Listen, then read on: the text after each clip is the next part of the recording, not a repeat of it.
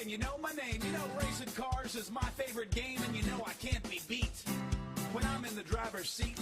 See, I got a lead foot and gas in my veins. God put a V8 where he should have put brains. There ain't a race I haven't run. There ain't a race I haven't won. And it's been 7 days since I've won a race, and I don't plan on leaving this place till I've won another. Send you crying home to your mother. See, I got the car, the skill, the crew, the will. God hates a sinner, but he loves a winner. You dare to show your face? Come on, Ace. Let's race. Hello again, everybody. This is Joe Larson, and you're watching the 505 on Racing Show. Welcome. Welcome all. Oh, a lot of stuff went on this week race-wise. You would think when like a season ends, at least the touring series season ends and the weekly series ends, there's not a lot to talk about. But there's always seems to be something to talk about when it comes to racing. You know, we still have the Cup, the Nationwide, and the Truck Series going. Then we have the silly season and the off-season and the rumors and the stories and all kinds of good stuff. But again, I want to, my hat's off, literally, my hat's off to WJ. He dragged me to another racetrack in the middle of nowhere that we drove through a cornfield to get to. That's another story in itself, but thank you. We went to Mahoning Valley for what they called, I believe, the Oktoberfest. And it was good. I had a great time, even with the cold. The cold really doesn't bother me. It was kind of, you know, it was all right until the sun went down, and then it must have dropped 10, 15 degrees. But the funny thing about it is I froze 2 bottles of water to keep my sandwich and stuff cold in my cooler, my little cooler thing. And when I got back to Long Island some 20 hours later, it was still frozen solid. That's how cold it was. But I had a great time, as always, with WJ and the gang and Mike and Maggie and my old buddy Dave Pace from the NASCAR Wheel and Modified Tour. He came up in the grandstands, and we sat and chatted and talked about old times. We talked about some tour stuff, and it was good. I had a great time. So anyway, but I got to tell you,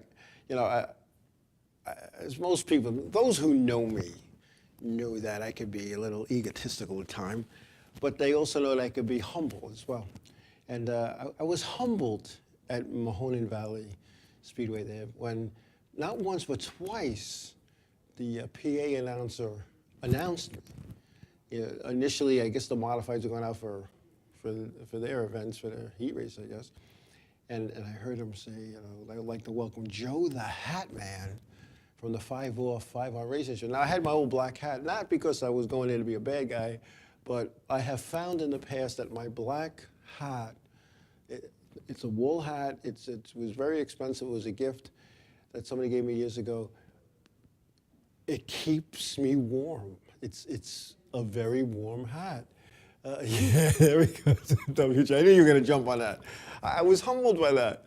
And then later on in the evening, there was a shout out to me as well. Again, mentioned, you know, myself and our show, the 505 on Racing Show. And it was funny, some older lady came up to me and she tapped me on the shoulder and she asked me if I was Kyle Larson. And I explained to her that I wasn't, and if I was, I would have been at Martinsville. And then she asked if I was related in a way, was I his brother, you know.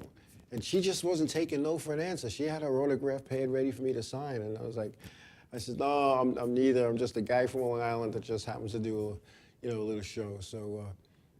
It was good. And you know, WJ, you had more people there than I did, obviously, because I was there with you guys. But MyRaceNews.com was not mentioned. And I know I saw a good 4 or 5 hats that said MyRaceNews.com on it. And WJ from MyRaceNews.com always is telling it in a good light. If you want to read about some good racing news, MyRaceNews.com, because it's who, what, when, where, and how much with no nonsense. It's just it is what it is. No personal spins, no vendettas, no I'm gonna bash and hammer this guy. It's the facts, just like they used to say in that show Dragnet, just the facts, man. But it was it was good. And let's see, people like Kevin, how many mods went from Long Island? Matty Higgins was there. I guess you consider him from Long Island, even though he doesn't race Long Island regularly. WJ saying, no, but Matty Higgins was there. He's not a Long Island regular. He just seems to race all over the place. But it was a good event. It was a good event. We'll talk about that a little bit later as well. One thing I do want to talk about, something that kind of, I don't know, not that it upset me, but I was a little disappointed, and I know people were saying, how could that be? You know, Joe's disappointed. I read a press release. Actually, I got this information from Mr. Danko, who has a similar show like mine that also airs on Mondays. He talked about in the Social Network how he was a little upset with the, how do you want to put it, the press releases on Darrell Bubba Wallace winning the Craftsman truck race at Martinsville, and how they talked about he was the first African-American driver to win a truck race and the second African-American driver to win a top touring series race ever in the history of NASCAR, with Wendell Scott being the first way back almost 50 years ago.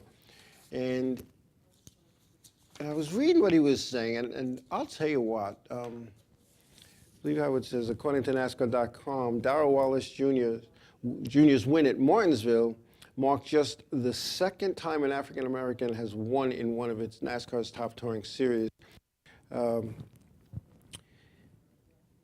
It said that the last driver, Danville, Virginia's Wendell Scott, was the first African-American to win nearly 50 years ago with a win at the Speedway Park in Jacksonville, Florida.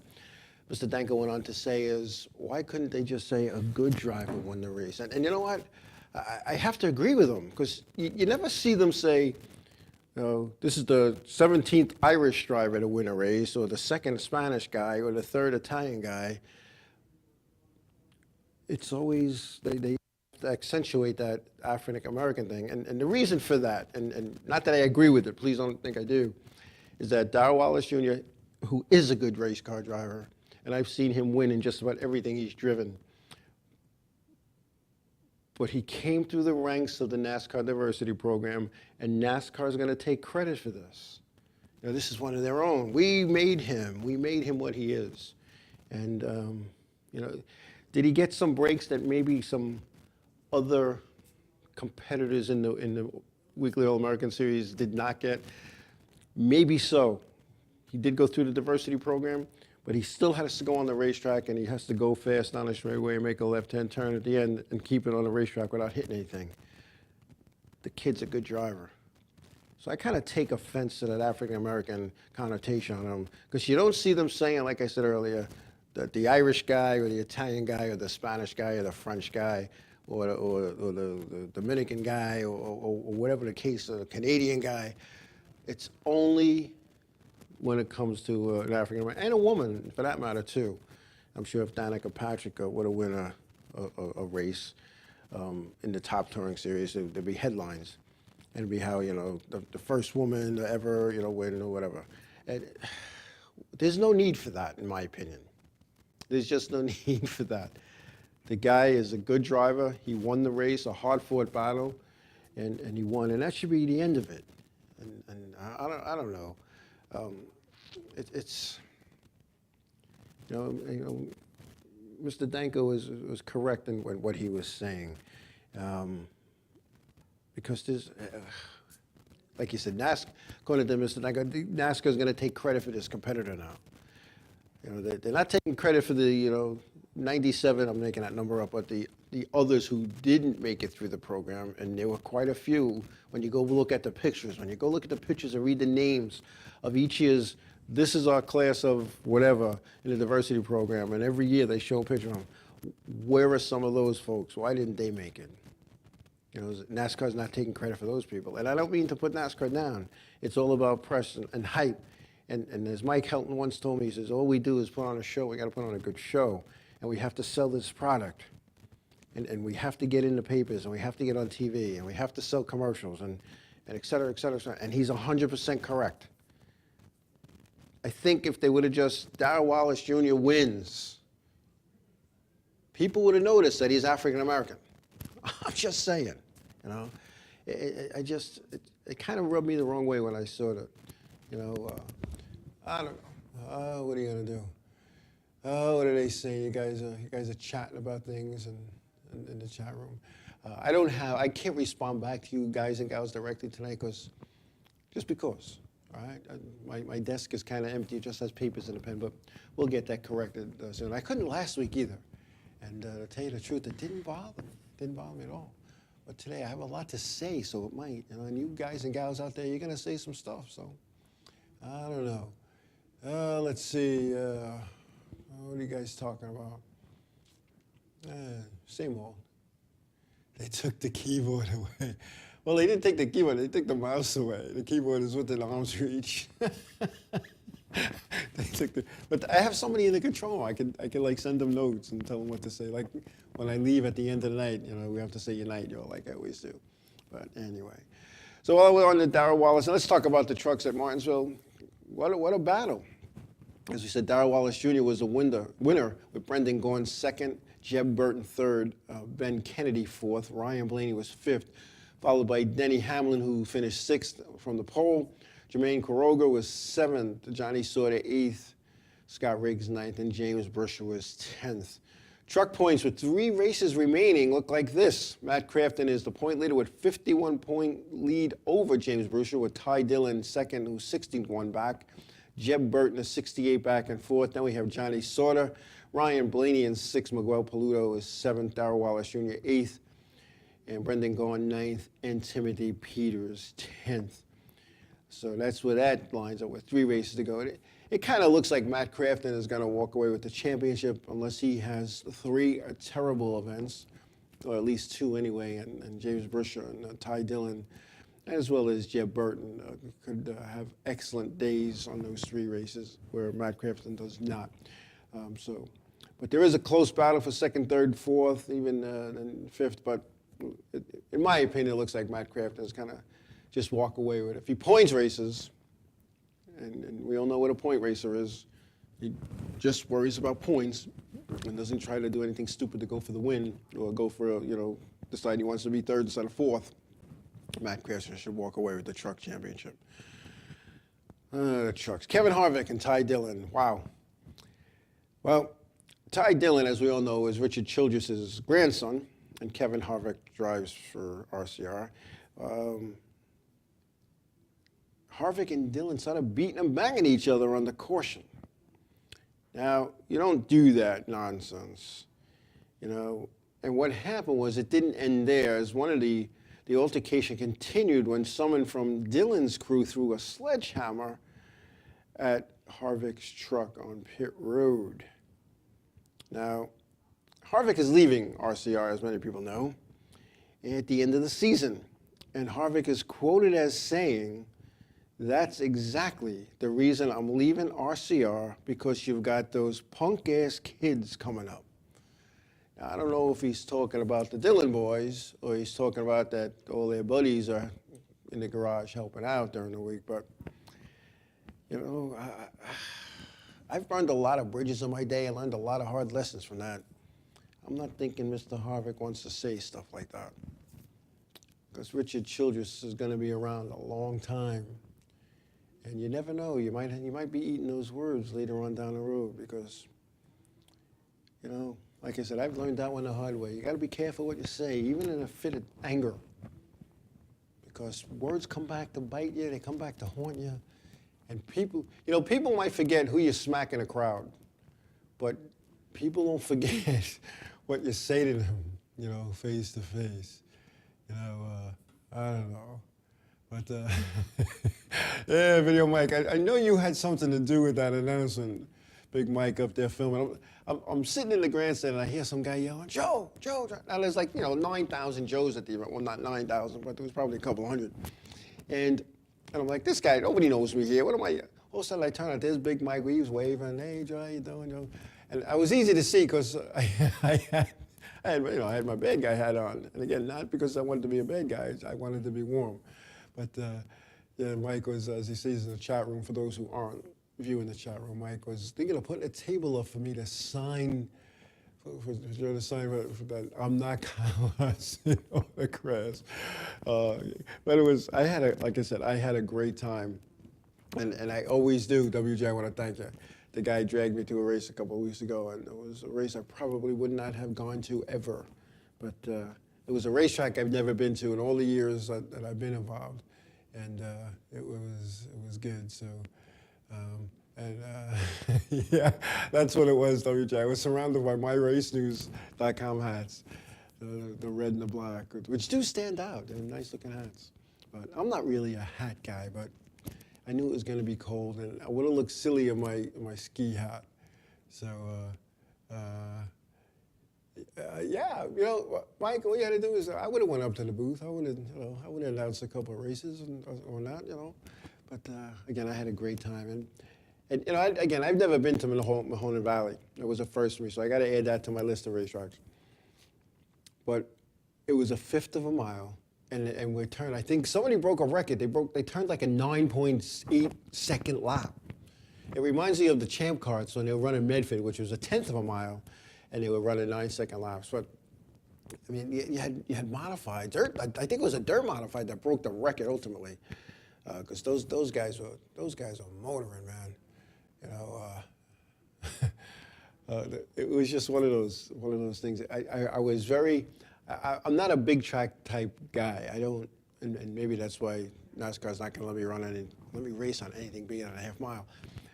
I love the small track. It's good hardcore racing. It's old school racing. It's bumping and banging and beating and grinding. And you know, you come out after 130 laps in a racetrack like that. It's incredible. And at one point in the race, I think Eric Beers had just about the entire field lap, maybe with the exception of 3 or 4 cars, and there was a caution which tightened everybody back up again. It was just one of those things. He was, Eric Beers, former NASCAR Wheel and Modified Tour driver. He was just in the groove, the rhythm. I mean, he's the track champion, and you know, he came from the touring series. I know his car owner was one of the owners who said, with the NASCAR touring, enough is enough. It's just getting too costly. You know, they were coming up from Pennsylvania up to the Northeast to race.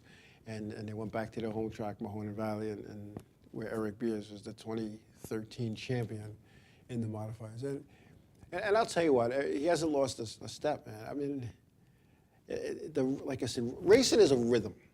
And I know at Riverhead it's an 11.8, 0.9, 12-second lap, you know, for the modifieds. And it's, you know, if you listen to it, if you listen to a car in time trials at Riverhead, it's 3 seconds on the gas, 3 seconds off, 3 seconds on, 3 seconds off. And you hear that rhythm. And if you hear a car coming off the corner, you got to burp it a little bit, that, you know, 11.8 becomes a 12.3 because they lost the rhythm. And the same thing when you're racing, you get into that rhythm. And what you try to do sometimes, especially if you're running up front or you're the leader, you try to break up that rhythm. And when you could do that. Now, I tried to do that in a truck race at Riverhead one time where I started like dead last, and I had worked my way. No, I'm mixing up races. I started on the outside pole, and I was leading the event, which, you know, wow, you know, who would have thought? And I looked in the mirror, and I had a line of top runners behind me, and there was no way I was going to hold this. So I said, let me throw the rhythm off. So I tried to do that, and everybody just banged into each other, and they sent me flying. And I went loop-de-loop and ended up finishing 6th. But at the end of the day, when the race was over, John Koza, who was the individual who I tried to check up and throw his rhythm off, he came up to me and was like, well, sorry for taking me out. And I said, well, John, you have to be sorry to me. That was my fault. I was trying to mess you guys up. And he kind of looked at me. He didn't expect that, you know. And now it seems like every time I see him, I'll see him at car shows, I'll see him at other races and whatnot, or flea markets. And again, he apologizes for taking me out today. You're talking like 2-3 years ago. It's not a big deal. It was my fault. It was definitely my fault. I was the one that was trying to mess up the rhythm. And, you know, I kind of checked up the whole field behind me, and I went around. It was, again, my fault. And not too many drivers will say that. That was my fault. They don't say that, you know. It's always the other guy's fault. But not me. I mean, just about every wreck I was ever in was my fault. Even the big one, that was totally my fault. But anyway, it was all good. It was all good. But, going back to Mahoney Valley, I'll tell you, I had a real good time. It's been a long time since I can remember sitting in the grandstands and enjoying a short track race. And I'd have to say all of my short track race as a spectator memories go back to the good old days at Islip at Freeport, going with my grandfather who got this racing bug into me when I was maybe 6 or 7 years old. And my dad hated racing. He thought it was the stupidest thing to do, waste of time, waste of money, waste of energy, just a waste of all of your internal resources. But my grandfather loved it. He sat, we watched, we left, and we had a good time. And that's what it's all about. It's going to have that's all about having a good time.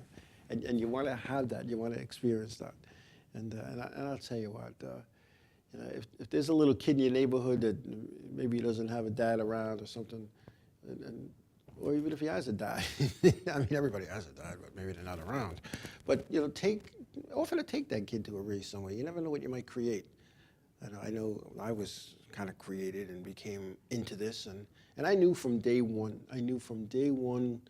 When I was going to Freeport, when I was going to Islip, and then started going to Riverhead in the mid-'70s, that I wanted to get involved. And I knew I couldn't get involved as a driver. I just didn't have the resources. And I don't mean financial resources. I mean, I wasn't a mechanic. I didn't like working on cars. I didn't like getting dirty. So I knew at some point in my lifetime I was going to be involved behind the scenes, and that happened a lot sooner than I expected it. But, do that. That's my word for today, Do that. Get somebody involved with this sport that we call racing. Because I'll tell you what, I've met a lot of good people here, and I've met some not so good people too, but that's how you could weed out. If you didn't have, what do they say, you can't have a rainbow until you had rain, and you can't experience the sunshine until you had the darkness. So, you're not going to get close friends until you've had some not so close friends, if that makes sense. We're going to take a break. When we come back, I'll talk about some more of Joe's stuff. Talk to you in a bit.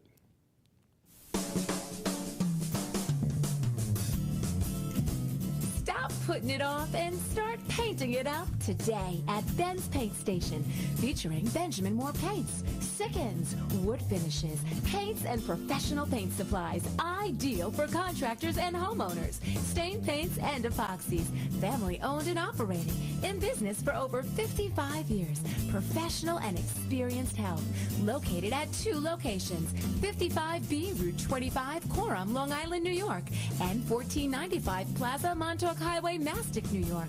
Call them at 775-7435 and 775-8135. Ben's Paint Station, featuring Benjamin Moore Paints. Log on to the Enravio advertisers page today. Enravio. East End Screen Printing and Embroidery. Shirts for as low as $3 with print. 631-281-TEES. That's 631-281-TEES. 1355F Montauk Highway, Mastic, Long Island, New York. Go to eastendsilkscreenprinting.com for more info. Enravio.com. Fasten your seatbelts. It's gonna be a bumpy ride. Hey guys, this is Bonnie from Two Guys and a Chick Show. Watch us Wednesday night, 7 to 9 Eastern Time, where we talk about stupid news, email bag, and all-around BS. Two Guys and a Chick Show on Enravio.com, broadcasting to the world.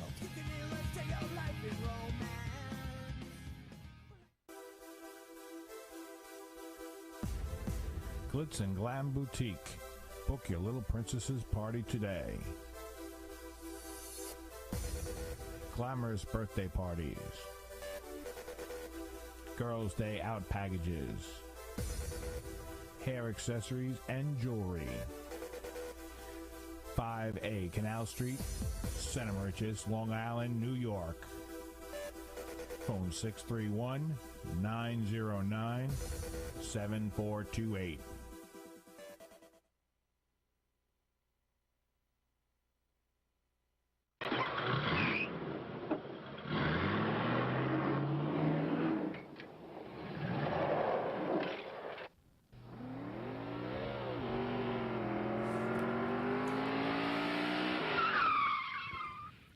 Hey, and we're back.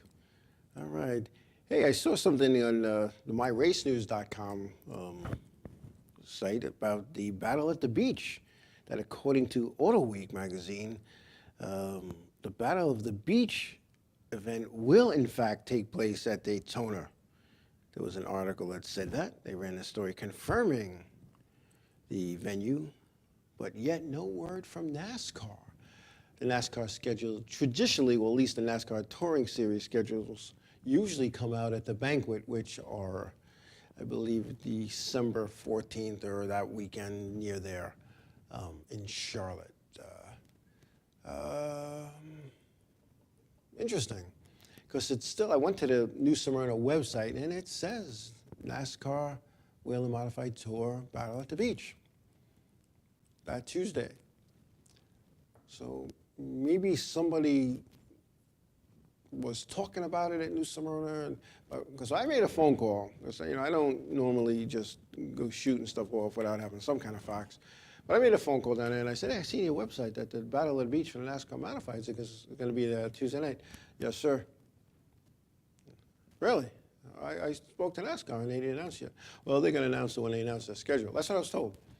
Now, it's okay, I hang up and I post that on my social media and, you know, it's good to go. And then this article in Auto Week magazine says otherwise. Now, I guess we'll find out when the NASCAR Touring Series, or at least the NASCAR Modified schedule comes out, because I'm hearing a lot of rumors in regards to the NASCAR Whelen Modified Tour schedule. Some are valid, some are just rumors, because some of the racetracks have released their schedule for 2014, as Thompson has, and there are only 3 events at Thompson. A place that I recall having 5 or 6 events, and if I'm not mistaken, and somebody might correct me if I'm wrong, and please feel free to do so, but I remember 6 events, and one of them being the 300. It was a 300-lap event for the Modifieds, which was awesome, and they stopped doing that. And then we had 5. And then last year or so, last season or the season before, we went to 4. Now in 2014, there's 3. It'll be the Icebreaker, the World Series, and one weekly show. I believe it's in August, if I'm not mistaken. Now, what's happening here? What's you know? Let's go back to 2003. I'm the race director. We're racing 3 weekends out of 4. And we're going to places like Holland, New York. We're going to Beech Ridge, Maine. We're going to Richmond. We're going to Martinsville, you know, both in Virginia. Lake Erie, Adirondack, a lot of places that they don't go to anymore. Seekonk in Massachusetts. You know, and I can remember sitting in a meeting with the series director, Ed Cox, and George Silberman, who is, I believe, the vice president of touring. And George asked us a question.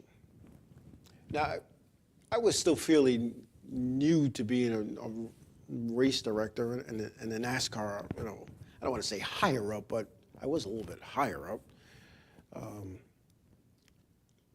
So I didn't want to tick anybody off, so to speak. So what I did, and I listened. So George Silverman says, how strong is your series looking schedule? What do you think, in your opinion? He said, and Ed says, I think we're pretty strong. At the time, we had like 5 or 6 shows at Thompson. We had 4 at Stafford. We had 2 at Waterford. And George says, 3/4 of your races are at 3 racetracks. I don't think you're too strong. You know, I know Modgal was saying that Seekonk was no longer part of NASCAR, so I want to clarify something. Either was Adirondack when we went there. What these racetracks do is they sign a one-day sanctioning agreement, which you can do. You pay a one event, it's a single event fee. And we've gone to some places that were not NASCAR. And is it costly? I'm sure it is. I don't know what the cost is. I know what it costs for a normal sanctioning, and I'm not going to get into it because each track has its own little arrangement made with NASCAR.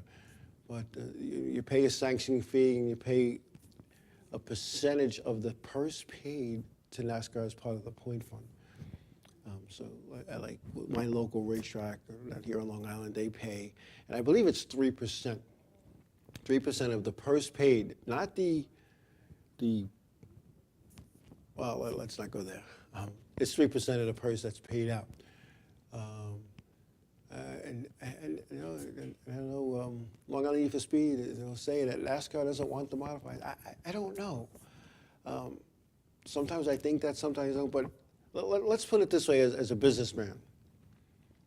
You have a series making money for you. And I'm going to play executive for a minute. Here I am. I'm the bean counter at NASCAR. So I'm going to look at, well, let's see. We got the NASCAR modifieds up north, and they're getting about 25 cars, and the entry fee is this, and the payoffs are this, and we're getting this in sanction fees, and we're getting this in point fund money. And then there's the inspection fees that we charge these guys, which is $125. And let me look at the book here. Wow, we made some change here, so we're going to keep them. As long as the modifieds are making money for NASCAR, the modifieds are going to be there. It's a matter of they don't want. I won't. I think what NASCAR would like to do is have their hand in every form of racing that goes on in the world. See, it used to be strictly the 48 contiguous states, but now you have NASCAR Canada, you have NASCAR Mexico, you have NASCAR Euro. You have NASCAR branching out all over the world. And NASCAR is a business. NASCAR is a business that needs to be profitable. Just like any business, you want to be profitable. Unless you just set up a business to do some money laundering, or you set up a business because you want your business to pay for your hobby, which in racing some people do. But as long as the modifieds are bringing in money, NASCAR is going to keep them around. Would more cars bring in more money? Absolutely. How do you get more cars? Now I'm going to put a car owner's hat on. I'm going to go to races as a car owner where I could not lose my shirt. See, because we all know that auto racing is not a profitable thing. You know, I mean, as Junior Johnson once said, the best way to end up with $1 million in racing is start with $2 million. And he's not kidding.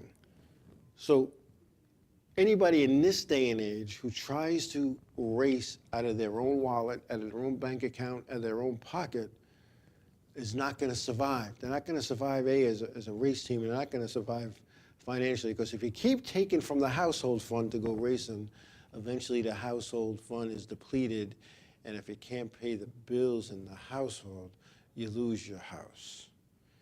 And I hope you have a big enough car trailer that you can back the car out of it during the week so you have somewhere to sleep. And I don't mean that to be a wise guy, but, you know, auto racing, for those of us that are in it, it consumes you. I mean, think about that. I trekked down in a little car with 4 people, 3 hours, 4.5 hours to get there because of traffic, and I guess 3 hours to get home, to freeze our butts off to watch racing. Or in the hot dog days of August, it's 95 degrees, 100% humidity, and you're sitting there and the sweat's dripping in your eye and you're rubbing it, and your cold beer is warm before you even go from the beer stand to your seat. This is what we do. There are other things that we could do, yeah, I'm sure. But we go racing. We go racing. And and as a car owner, when I sat down with my driver back in, this is 2013, 2011, and we talked about our plan for 2011. And he asked for certain things, and we agreed to disagree and part ways because I need to be profitable. I run my race team here on Long Island to be profitable. And people are going to say, how do you do that? Well, if you have the proper sponsorship and you budget your money properly, at the end of the year when you add up what you had and you add up what you spent, you hope you made more than you spent. I just happened to be in a class of race cars at Riverhead Raceway that I was able to have average finish. My driver had average finishes. I think he finished, 7th or 8th or something in the points. And when I added it all up at the end, what the car made, what we got from point funds, what we got from here, we got from sponsors, and what it cost to run the car, we were ahead of the game. When I put somebody in the car in 2013, and then we blew up the first night, and I decided, I was kind of getting a runaround from some of the officials, and some nonsense was going on. I just didn't want to be bothered with, and there was other outside entities that were just whispering in my ear, and I said, you know what? Let's step back in 2013, let's regroup, and let's see what 2014 brings. And as we know, 2014 is going to bring some good stuff, hopefully, and. I sat back and my driver came to me and says, I can't believe this. I finished last, I did 3 laps, blew it up, and I got this big payoff. There you go, I think what people need to do, and even looking forward to 2014 and those I've talked to about the plan for 2014, it's a large undertaking. It's a large undertaking financially and commitment time. I got out of, as what my team says, the dark side. I got out from the dark side. And that's what they call it when I was an official. They said, when are you going to come from out of the dark side and come on this side? And when we finally made that move, and we talked, and people said, well, he's going from the frying pan to the fire. One of the things, I was tired of traveling. I was tired of traveling. I was tired of getting in my car, driving 6-7 hours by myself to an event. I was tired of after putting in 30, 35, 40 hours in a weekend at an event and then sitting in traffic for 7 or 8 hours to get home, to get 4 hours sleep and then go work a 10-hour day. I was tired of that. Because it wasn't fun. I was not having any fun. And, it wasn't like working for NASCAR was my only source of income. It wasn't. So I didn't need that job because that's what they made it, a job. When I first became an official, it was something that we did on Saturday. And then when I went touring, it was something we did on the weekends. And as I moved up the ranks and worked out the series, it was, wow. I had a great time. So it started to get old. I was an official for 17, 18 years, whatever it was. And I had enough. So now I could race when I want to race. I could go to the tracks I want to go to. And if something's going on with my children or my children's children and there's a race, I'm going to go with the children's children or my children. A little different. It's a little different now. But anyway, so going back to, you want to be profitable. So you take this. Now, what happened in the last season or two with some of the rule changes, at least in the modifieds, it put some people who were right on the edge out. Between the seat and the windshields and this and that. A lot of people say we're not cup teams. We don't have a whole string of cars. We don't have a whole crew of people in our fabrication shop. Some of these teams, it's 1 or 2 guys, and they're trying to make it happen. And a lot of the teams only have 1 car, and and you don't have the money to keep doing all these upgrades. Are the upgrades necessary? I gotta say, some of them are. I gotta wonder why we went to this seat. And, the powers to be and the testing. I saw what went on with the testing. I was in the R&D center. That seat in the modifieds Yeah, it's better than the seat they had. It's better than the seat that we had 10 years ago. It's better than the seat we had 25 years ago. But some of the things that are happening, like you look at some of these other series, modified series, they don't have that stuff. They don't have those requirements. It's a double-edged sword. Is it good? Is it bad? The jury's still out on that one. But when you have a team that's saying, I can't afford all these rule changes every year. I'm trying to build a backup car, and just when it gets done, you're telling me I got to change this, that, and the other thing. So wait, let me go, this other series, it pays less, but it cost me less. You see, that's a businessman thinking. Wait, I could do the same exact thing, but I could do it in this guy's backyard because his backyard's a little smaller, and it costs a lot less to go into it. And even though it's still their sand and it's still their sandbox, it's not going to cost me as much to bring my toys into their sandbox. So that's why the MRS series is gaining leaps and bounds over the NASCAR Wheel and Modified series. And that's something, and I said this 2 or 3 years ago, you know, to the powers to be. We need to take a look at that. We need to talk to these drivers and these owners who went to the other side, who went to the other series, and say to them, what made you go? We really should be talking to them. When I said we, I'm not an official anymore. NASCAR really should be talking to these guys before it gets to that point. And that's what happened. You need feedback. You know, you don't want the inmates to run the asylum. And here's coming from a guy who bucks every rule there is. You don't want the inmates running the asylum, but what you do want is you want their input. Because, and I've said this, race teams to NASCAR are NASCAR's internal customers. The external customers are the people who buy a ticket every week and sit in the grandstands. Those people, they're the customers. They buy the hot dogs, the hamburgers, the beer, the soda, the water, whatever. But your internal customers, the guys and gals putting on this show, when you start seeing them trickle away, when you see them not coming back, you got to say, what's going on? You got to communicate with these guys. And hopefully you communicate with a guy or a gal who's intelligent enough to talk to you like a businessman, not talk to you about how, you know, he's the greatest thing since sliced bread, and you guys are going to miss me, and blah, blah, blah, and I'm going to race this other place, and I'm going to be the big fish in a little pond on my weekly shark track. You know, they don't want to talk that. And unfortunately, that's probably who they end up talking to, which all of a sudden the NASCAR will say, well, it's just sour grapes guy. You know, here's a mid-pack guy or mid-to-back-of-the-pack guy who thinks he's going to go to his local place or go race this other series and be the big fish in a little pond. He's going to be successful. That's not how it works. We've all seen that. But NASCAR really needs to take a look at what's happening to the series. And I don't think not just the modifieds, I think all the touring series. Is the economy a factor? A little bit. Some people tell me it's a lot of bit. I don't know.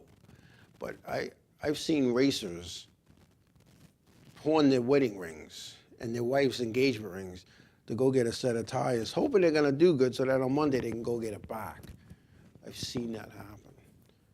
Seen guys take the money. Their wife says, all right, here's the money for the light bill. Go pay the light bill on the way to the racetrack. What was she thinking? You know, he goes and gets 2 sets of tires and 10 gallons of fuel for the race car, hoping he'll do good that night so that the next day he can go pay the light bill. Yeah, I see that. You know, it's just one of those things, you know. And yeah, it might be time for a break, but yeah, I don't know. It's what you need to do, and going back to what Long Island Need for Speed said, NASCAR don't want the modifieds. I disagree with that sometimes. They want a profitable venue. They want a profitable game, show, whatever you want to call it, because if it's not profitable, you're right, then they don't want it. But as long as the modifieds are making money for NASCAR, there'll be modifieds, and we'll be back.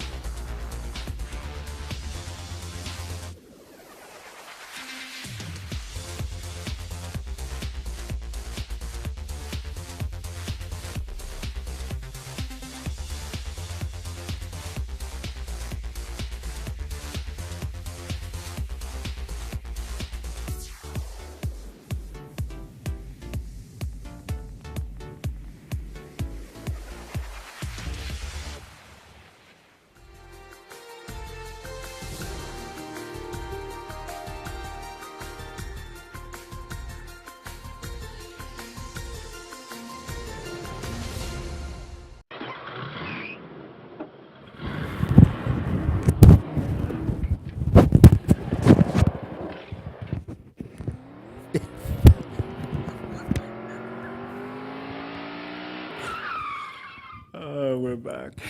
You guys knew what goes on here when we're on break. Yes. Yeah, the mouse and my comments on during commercials. One of the other hosts, like, took it with him or her. I don't want to get nobody in trouble, but I understand that, maybe it went in their pocket and they forgot to bring it back. So anyway, yeah, it's all good. Anyway, so Mahoning Valley in the modifieds, because, I've become a modified guy. Zane Ziner won the Oktoberfest event for the modifieds at Mahoning Valley this past Saturday night. Zahner driving the Gary Critty owned car, pocketed $5,000 for the event. Now Gary Critty, a Long Islander, raced modifieds, raced all over the country, always has nice looking equipment. But Zane went out and won, and I believe that was Zane's backup car for the event because he lent his primary car to somebody else, and they finished second. So it was a good payday. It was a good payday for Zane Ziner and the gang. Zane, a former NASCAR World Modified Tour competitor, I believe he only was at one event in 2013 and two in 2012. There's another guy, another good guy that's not with the tour anymore, and that was his name. I couldn't remember his name. I didn't write it down. Chris Wanamaker was second. So and Eric Beers was third. And I'll tell you what, Eric had this field covered, and then that last. That last caution, or not the last, but the one where Eric had such a big lead over the entire field kind of changed things. But that's what happens when you have a caution. And it wasn't even like a competitive caution, which I've seen be thrown to make the events nice and interesting. And I can remember working a race in Mansfield, Ohio. I'm up in the tower, I'm doing my thing. And Jimmy Spencer was up there, and he was breaking my shoes because we went a long time. There was no caution. Jimmy Spencer takes his mic off. He comes over to me and goes, "Dude, you need a caution, man. You need a caution. This race is ugly. You need a caution. Tighten this field up." I was, "What am I?" He goes, "Tell one of the spotters to tell this driver to throw something out the window and have debris." Oh, something that Jimmy Spencer did himself. But they're so right. You have the race then becomes boring to some, exciting to others. Because I was really enjoying watching Eric Beers, pass one car after another, after another, after another. So it was all good. It was all good. And let's see, the North-South Shootout, that's coming up. It's in a couple of weeks. NASCAR Wheeling Modified former champion Ron Silk has entered the North-South Shootout with the car owned by Eddie and Connie Partridge of Long Island. He'll be at the shootout November 9th. As of the last count that I saw, there was 17 entries. I think WJ might have a more updated list, but that was the last I saw, 17 entries, which to me is not a lot of cars. Not a lot of cars for the North-South Shootout. The John Blue Memorial. I mean, here's an event that was started at, and they ran at the Concord Motorsports Park. And for whatever reason, it's not there anymore. And it's at Caraway. Not that Caraway is a bad place. Caraway, is like the Stafford of the Southern Modified Tour. That you have a ton of events there. And I remember when I worked an event or two for them down there. And they had said, I said, "Why don't you have races in July and August?" I said, "Well, we don't want to compete with Bowman Gray." I'm like, wow, okay, that makes sense. But anyway, it's the North-South Shootout. Now, I don't know what the shootout needs to do to attract more cars, and I'm sure as the week gets closer, there'll be more. So, what do we got? I can't tell. There's like 5 North cars and 8 South cars as of now. So, that's not a lot of cars, and it's a pretty big event. 9, okay, so it's a pretty big event. So I can't understand why every Southern car wouldn't be at this event, all 15 of them, and maybe their backup cars. But you know what they might need to do, just as when Thompson had that shootout, the UNOH shootout, and some of the combo event with the Southern guys are giving a little extra to come up. gas cards for the haulers, hotel rooms. You know, just because we're up here now doesn't mean we have more money. You know, as my father used to say, they don't have more money than us, son. They just have bigger bills. And maybe they need to do that. Maybe they need to say, hey, we need to get this guy here. We need to get that. What's it going to take? I can remember years ago when my buddy and I, we were involved, and he was the driver, and I was the owner on paper, and we used to get the entry blanks. And it used to be, and this is, I'm talking like 1979, 1980, and any entry blank would say, and again, this is almost 40 years ago, 35, 40 years ago, $300 if Richie Evans comes, for Richie Evans, $300 if Jerry Cook comes. So they were guaranteed, that 300. Now back then, gas was like 50 cents a gallon, and the tolls were like a quarter. So that was a lot of money, But they need to do something like that. They need to put that in the entry blank to get the big name there, because, as a racer, there are guys that, I'll tell you what, I can't wait to race with certain guys. I'm looking forward to racing with certain guys. I'm not going to say who they are, because I don't want to sound like I'm awestruck, because I'm not. I'm not a big autograph guy. I take pictures, but I'm not a big autograph guy, and I was never awestruck by, these guys up here. But I'd like to say I raced with these guys, When I write that last book, I want to be able to say I raced with so-and-so. I want to be able to say that. I used to joke around with Teddy Crystal when I drove the pace car up Martinsville one year, and we had like 70 laps or 60 laps of caution. And I said to Teddy Crystal, I said, you were behind me for 7 laps. So 70 laps. And he was like, whoa. It's all in perspective. But like I said, there's guys that, yeah, I'll be racing with a lot of so-and-sos. But I'm looking forward to that. I want to be able to, it's like when I first started racing figure eights, I could not wait to rub Nerf bars with Ernie Mena, the late, great Ernie Mena. I couldn't wait to do that. And let me tell you something, in a 10-lap race, he passed me off 6 times, and, it went by me so fast, I didn't even get a chance to, make a spark. But I couldn't wait to do that. Not that way, he was my hero, but he was, one of those figure eight guys that, I kind of looked up to. It was Ernie Mena back then, and of course, my Uncle Johnny. But, the first time I raced in a race with my Uncle Johnny, I was like, I had goosebumps. And we'll share a little story with you. Here we are, we're lined up. Now, at ISO Speedway back then, you lined up on the backstretch. There was no hot laps. You went into 3 and 4. Ray Mortuano, the starter at the time, dropped the green flag, you weren't racing. So we lined up, and I was near the back of the pack, so I don't know where I was starting, maybe 11, 12, something, on the inside. And Uncle Johnny goes by, and he's driving this old big Ford. Now, the car was built for a guy who was probably like 6 foot, 6'1", maybe, big guy, muscular. And with his boots on, my Uncle Johnny was maybe 5'2". So I kind of wondered, how did they get him into this thing? Where he could still reach the pedals and the steering wheel and stuff, and still see through the windshield. Now, I'm not saying this to pick, because I love the man to death, and I miss him terribly. But they took inner tubes, and they put one inner tube on the seat on the bottom and one in the back. And I don't know what they did with the pedals so he could reach them, but he goes by, and he nods, and I was like, whoa, I'm racing my uncle. It was like the greatest feeling.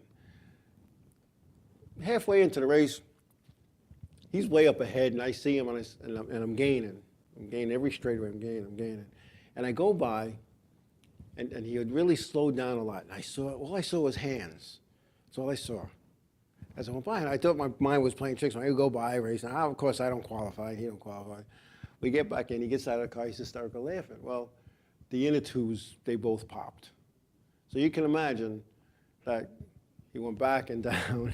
And that's why there was only 2 little hands. And I'll never forget that. If I live to be 900 and I get Alzheimer's disease and I'm sitting in a wheelchair drooling, I will never forget that. That was so cool. But that's what it's all about. I'm looking forward to that again. As I have this, like, I don't know, I have this little kid driving me all of a sudden to go have some fun. So, anyway, let's talk about Barnesville. I'm getting on my joke. No. One more thing before we talk about Barnesville. The K&M Pro Series East. Jesse Little earned the 2013 Sunoco Rookie of the Year in the K&M Pro Series East. Little is a third-generation driver from Sherrills Ford, North Carolina, and is only 16. For those who remember, Jesse Little was a guest on our show last year and did a real nice job calling in from Sherrills Ford. Jesse is the son of the Camping World Truck Series director, Chad Little. But he is, as the Rookie of the Year in the K&M Pro Series, he's in awesome company. Ricky Craven, Andy Santier, Brian Layton, Joey Logano, Ryan Truex, Kyle Larson, all K&M Pro Series champions who had also won the Rookie of the Year award. Now, Little was 9th in overall points with 4 top 5s, 6 top 10s, and his best finish was a 3rd. Now, the thing that Jesse said, he had mentioned that he's honored to be a champion in the same series his dad was a champion. Now, his dad was in what they called Winston West, which became the K&M Pro Series West. His dad was a champion way back when, before he went into the Cup Series, or in what they called the Busch Series back then moving into the Cup for Jack Roush. He's a good kid, and I enjoy talking to him. And I congratulate Jesse on his Rookie of the Year status. I know last year they missed a lot of races on purpose. They picked and choose where they went because their goal for 2013 was to be Rookie of the Year. They met their goal. So let's see what 2014 brings for Jesse Little and the gang. Good kid. I have a lot of fun.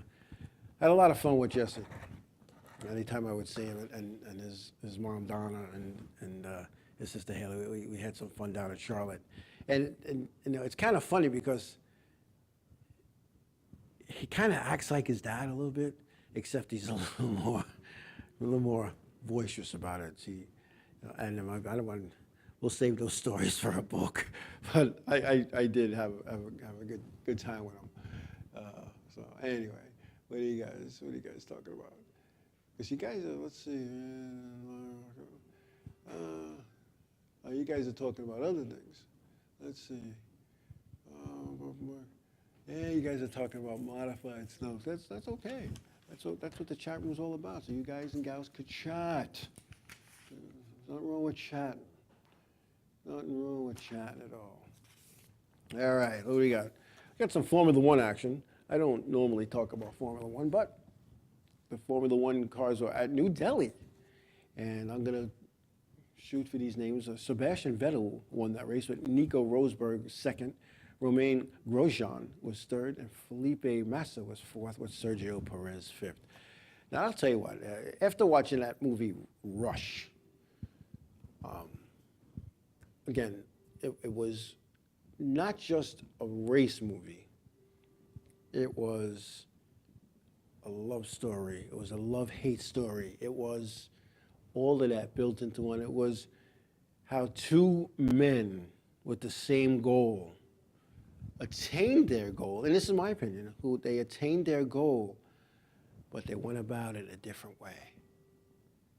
One guy was focused, and he sacrificed a lot to get to his goal, where the other guy just thought it was going to come to him and just got some breaks that were able to make it happen. Don't get me wrong, he had to still go out there and race it and make it happen, but two different guys, same goal, same end result. Formula One. I'll tell you, there was things about Formula One I didn't know, because my Formula One experience was whatever Wide World of Sports showed me when I was a kid growing up. You know, if it's on the racing channels on my TV, Formula One is kind of a little boring, you know, to watch a race like that on TV. Whereas to me, it's like hockey. I can't watch hockey on TV. It's boring. But I go to a hockey, I'm on the edge of my seat, and I'm ranting and cheering and yelling and screaming and having a good time. Same thing with a road course type of race. You watch it on TV, it's like, you know, you're falling asleep. They're only showing the leaders. They're not showing you the other stuff. But the the thing about Formula One racing was that movie showed a lot of behind the scenes, what went on, the sponsorship deals. Hey, we're going. We're spending the money hand over fist. It can't come in fast enough too. We're out of money. We're folding out. We're selling everything. You know, think about that. You know, you're in a business, and you're doing good, and money's coming in, and it's all good, and the owner of the company calls you and says, "Hey, Jim, we're out of business. You don't have a job." Think about that. You know? I don't know. What are they saying? Stop what? I have to stop something. What happened to the old? Oh, I don't know what happened to Old Delhi. It's a new Delhi. I don't know what happened to Delhi. I don't even know what this is. I think it's in India. But they're going to go racing in India. I don't know. But, you know, I don't know.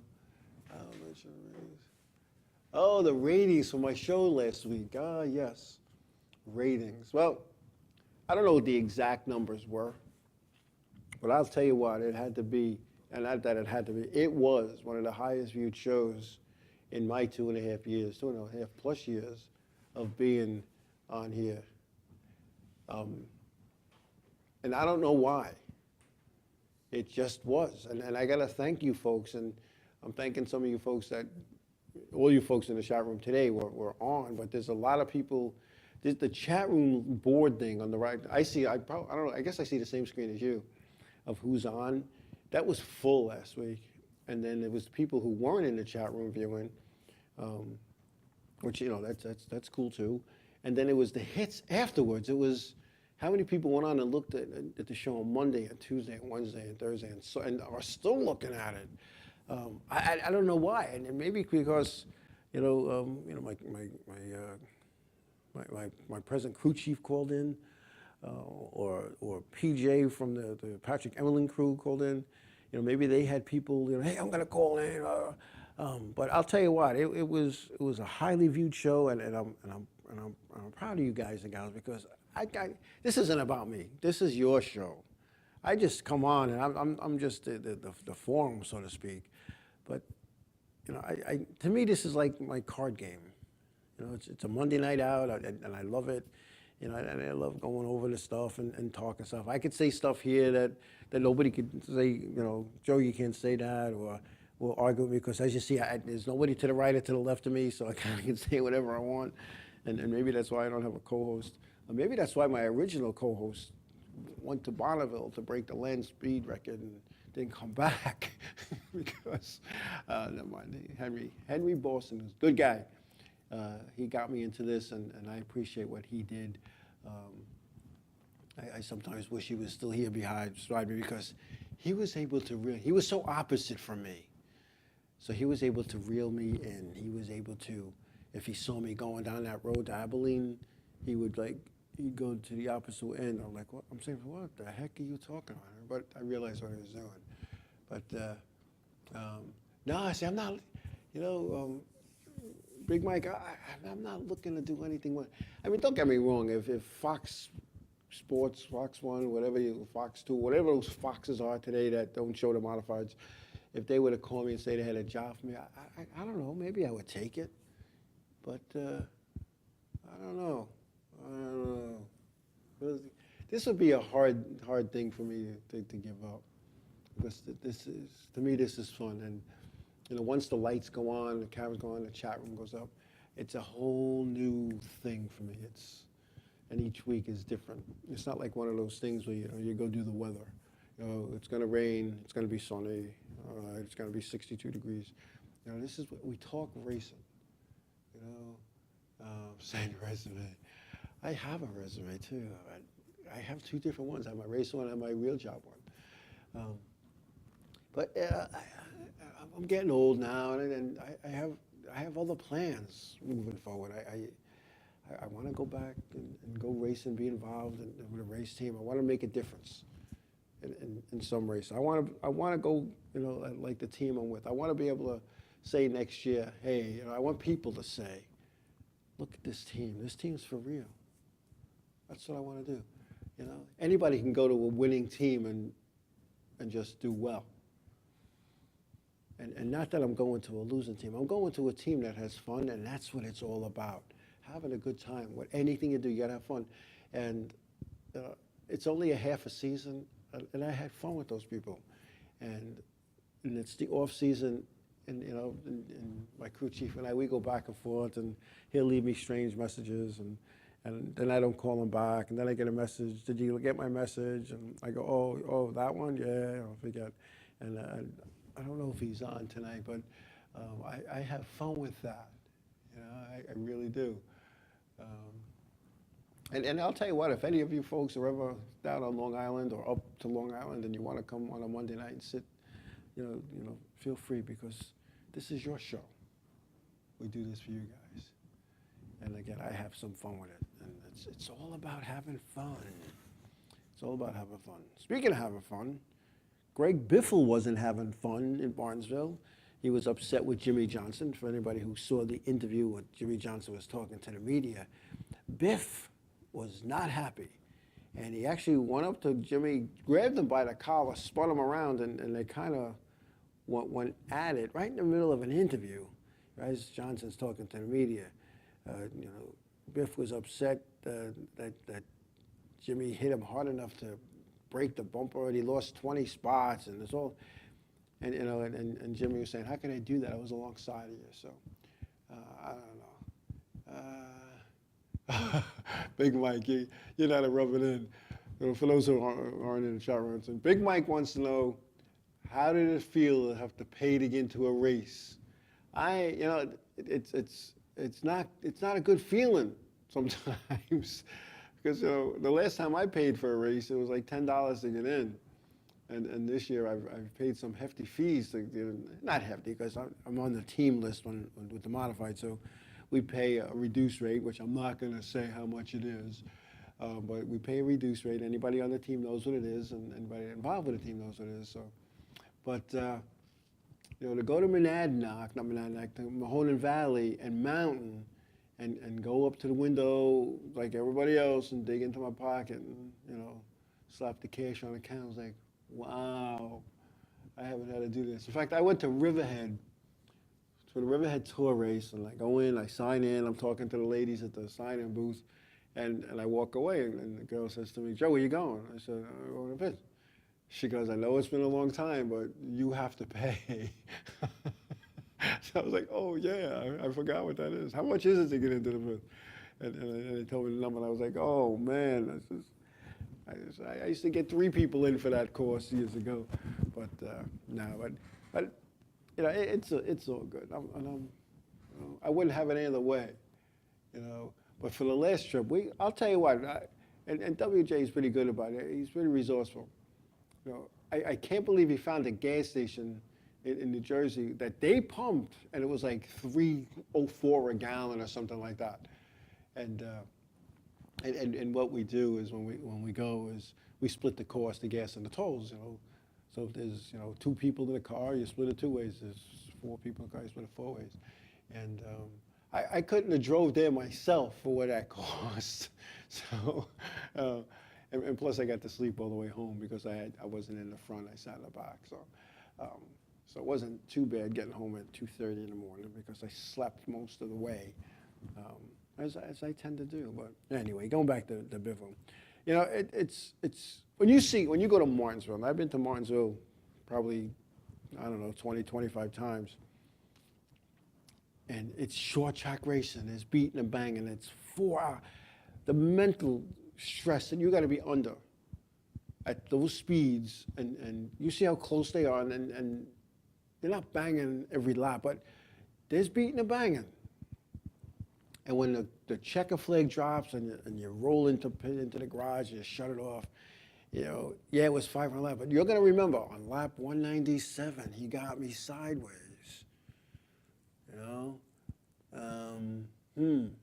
I got to go have a chat with him. It's just like your local track. The drivers they're people. They're human beings just like you and me. And they got to be upset if they got, shoved into the wall or pushed up into the marbles.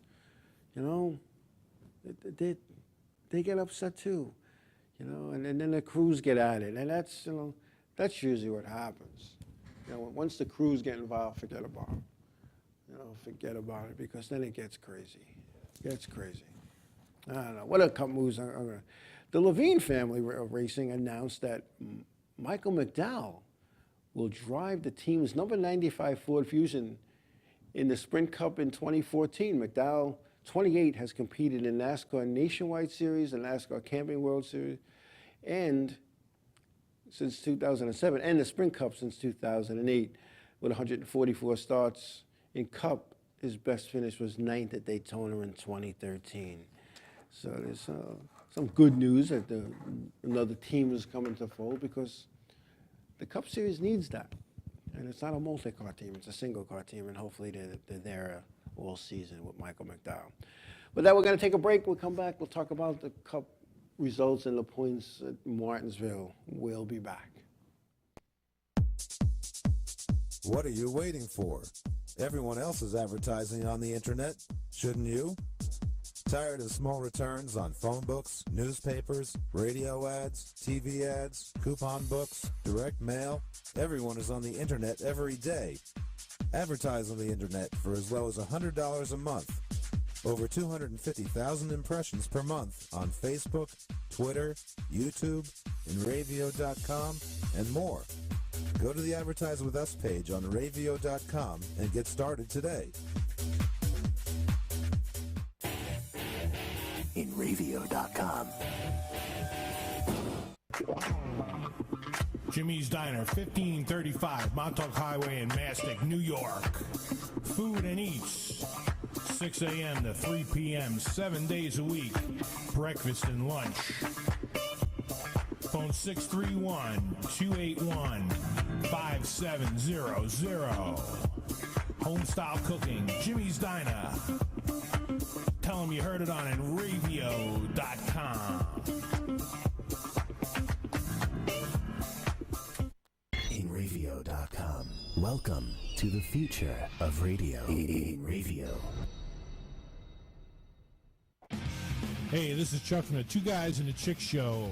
Check us out Wednesday nights from 7 to 9 Eastern Standard Time, where we talk about stupid news, email bag, and all-around BS. Two Guys and a Chick Show, only on Enravio.com, broadcasting to the world. If you want to increase business, you've got to advertise. Contact Resonant Voiceovers for an effective, affordable commercial spot. Our production, audio, and editing personnel will create top-quality recordings to promote your business. Start getting internet exposure for your business today, right here on Enravio.com. To contact Resonant Voiceovers, go to the Enravio Advertisers and Sponsors page and click on Resonant Voiceovers. Resonant Voiceovers, when you want your message to resonate.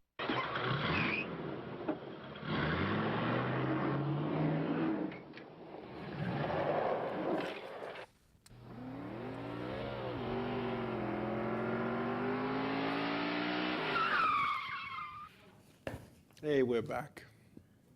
Hey, there's some chat in the chat room about me snoring. I don't think I was snoring. Well, I wouldn't know because I was asleep.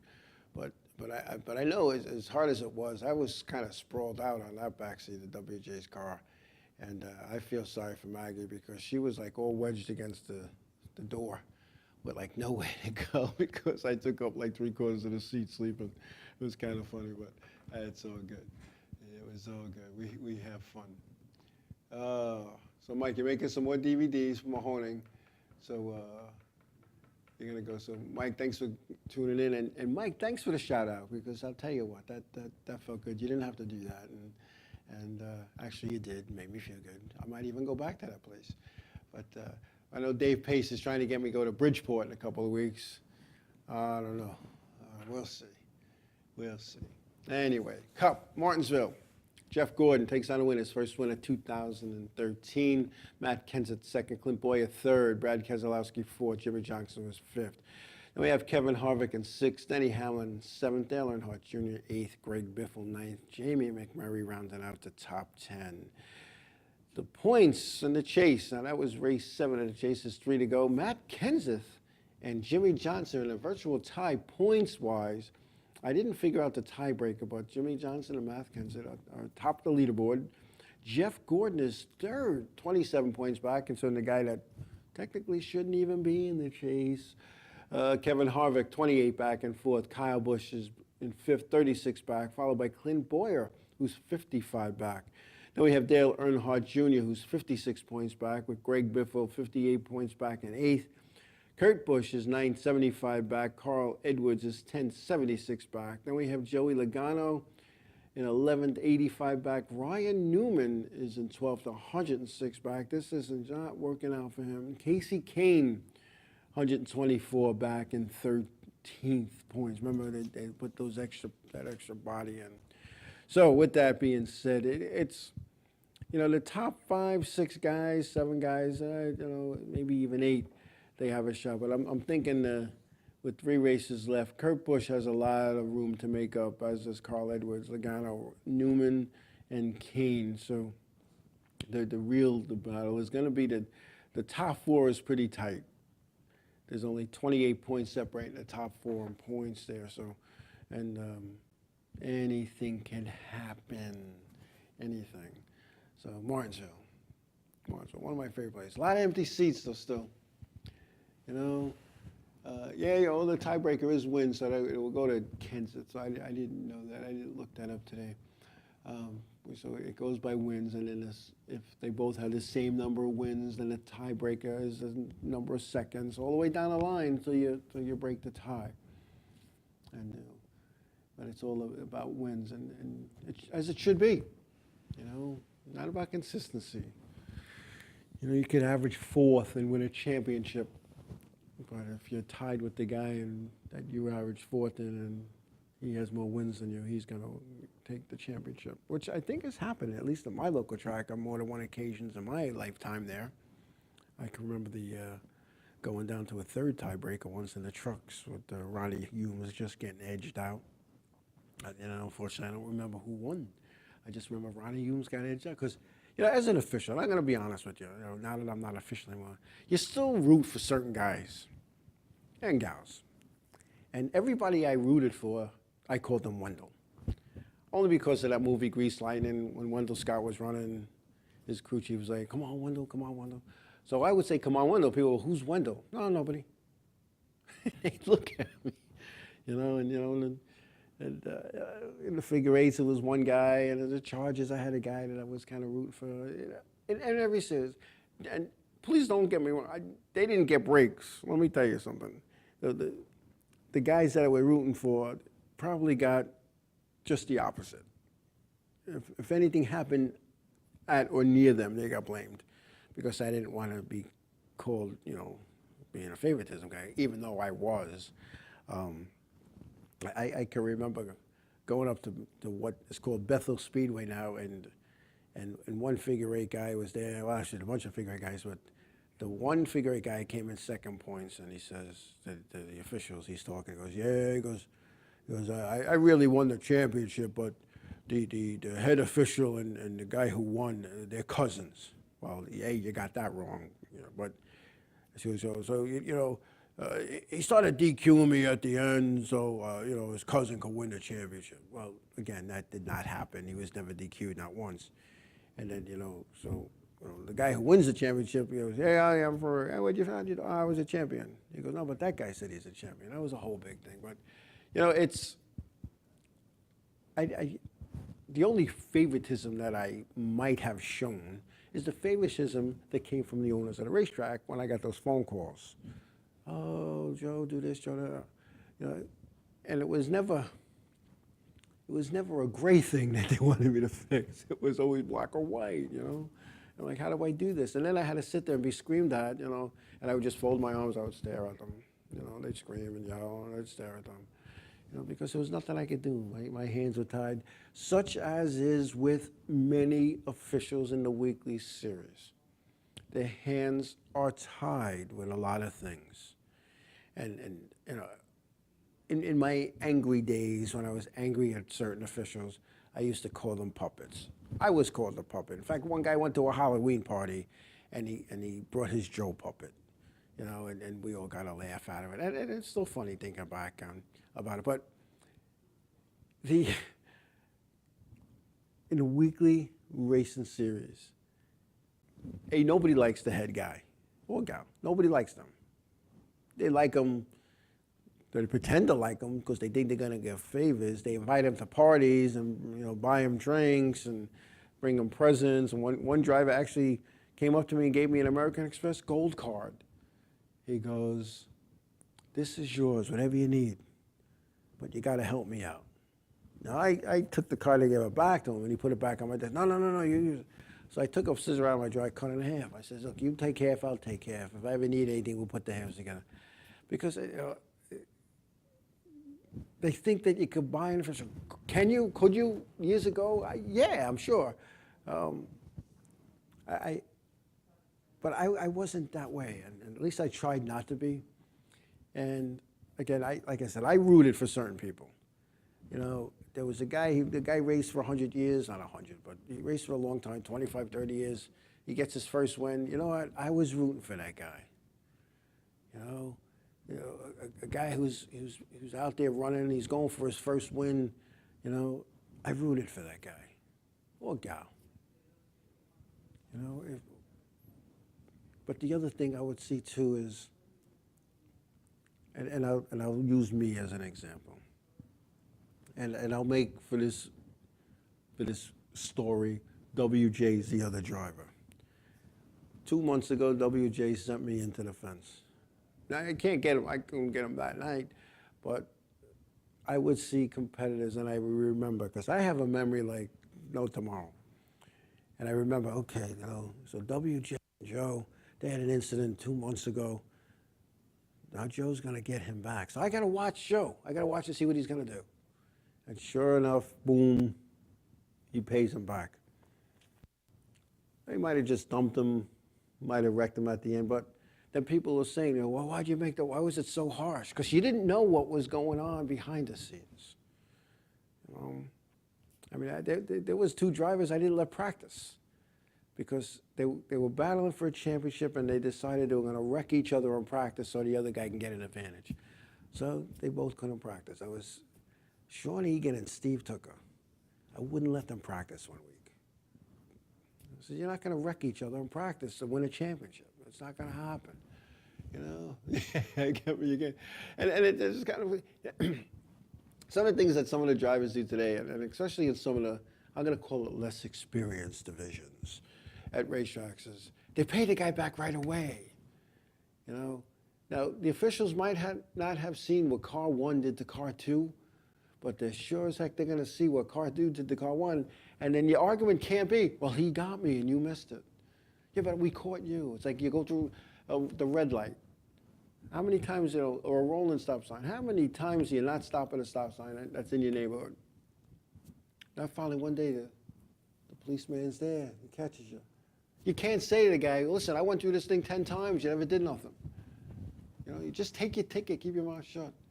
It's, I don't know, but it's like Kevin's saying, that's not racing, that's not clean racing. You're right, it's not, but it goes on. It goes on every day. Like team cars. I hate team cars because there's always one guy that's out there taking care of the other guy. All right, now listen, if I get in a wreck, you got to wreck this guy because he can't beat me in points. And I saw that happen, and I saw it coming on more than one occasion. And this is something that an experienced official is going to look for. And again, not to put down any official, because it's a hard job. It's not easy to do. But there's more to being an official than opening the gate and waving to the competitors as they come in. Hey, gee, hey, and then driving around little golf carts, seeing where the food is at the end. There's more to being an official. You need to take a look at, let's see, what do we got? It's late in the season. We got some points battles building up. Listen, you take a look at this car. You watch this guy. Watch them together, and then, blah, blah, blah.